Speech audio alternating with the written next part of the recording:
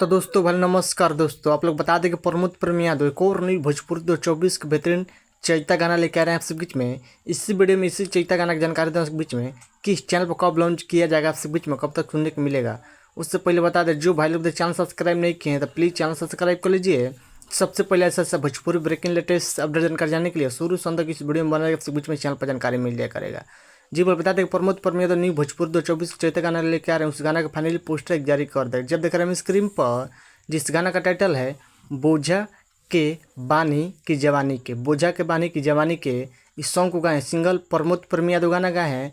जबरदस्त बेहतरीन गाना होने यह गाना भोजपुरी फंस खूब देखने मिलेगा 2024 का चैता गाना, जिस गाना का टाइटल है बोझा के बानी की जवानी के। इस सॉन्ग को लिखे हैं MP यादव और म्यूजिक संगीत की बात करें तो म्यूजिक दिए हैं अभिषेक तिवारी। इस गाना का फुल ऑडियो लॉन्च किया जाएगा आपसे कुछ महीने की कल सुबह 12 तारीख का सुबह 6:30 पर प्रमोद प्रेम इंटरटेनमेंट यूट्यूब चैनल पर आपसे देखने सुनने को मिलेगा। एक बार गाना सुनेगा, बेहतरीन चैता गाना होने वाला है 2024 का प्रमोद प्रेम यादव का, जिस गाना का टाइटल है बोझा के बानी की जवानी के। जबरदस्त इस यो गाना भोजपुरी फंस खूब रूप मिलेगा। इस वीडियो में देखने को मिलेगा प्रमोद प्रेम यादव न्यू मोड वीडियो सॉन्ग देखने को मिलेगा। आप लोग बताइए कि प्रमोद प्रेम यादव ये वाला गाना सुनने कितने एक्साइटेड है। मेरे वीडियो में कमेंट करना भूलिए। बहुत जल्द लॉन्च किया जाएगा आपसे पहले कल सुबह 6:30 प्रमोद प्रेम एंटरटेनमेंट यूट्यूब चैनल पर एक बार गाना सुनेगा।